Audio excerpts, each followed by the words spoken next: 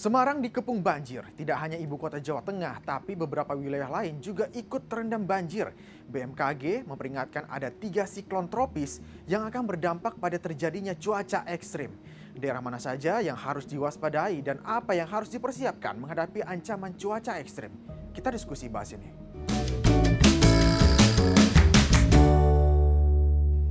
Kamis 14 Maret kemarin, kota Semarang di Jawa Tengah dikepung banjir.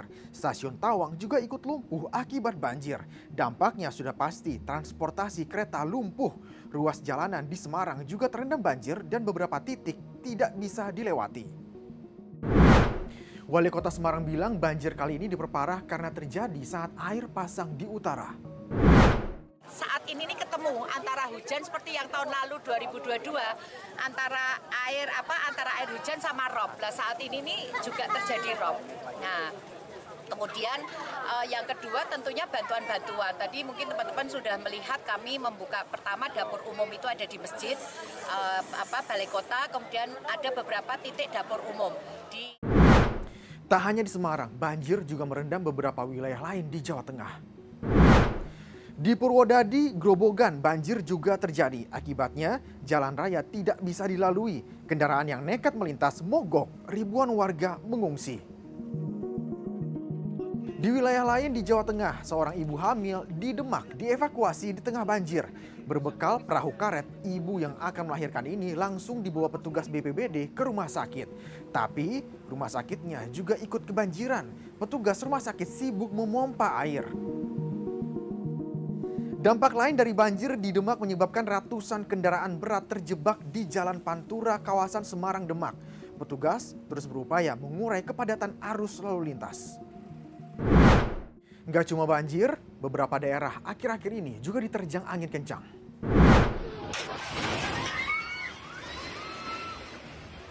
Di Gunung Kidul, Yogyakarta, angin kencang membuat pasar Ramadan porak-poranda. Lapak pedagang hancur diterjang angin dan membuat warga panik.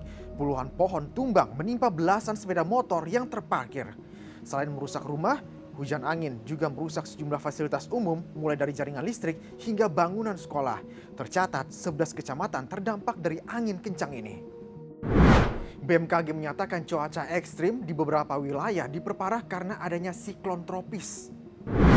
Memandang penting untuk mengulang kembali peringatan dini hujan lebat hingga ekstrim, apalagi dengan munculnya dinamika atmosfer. Yang pertama adanya 3 bibit siklon tropis, yaitu bibit siklon tropis 91S dan 93P. Jadi posisi bibit siklon itu terlihat pada tayangan di layar ya. Wilayahnya di mana saja itu.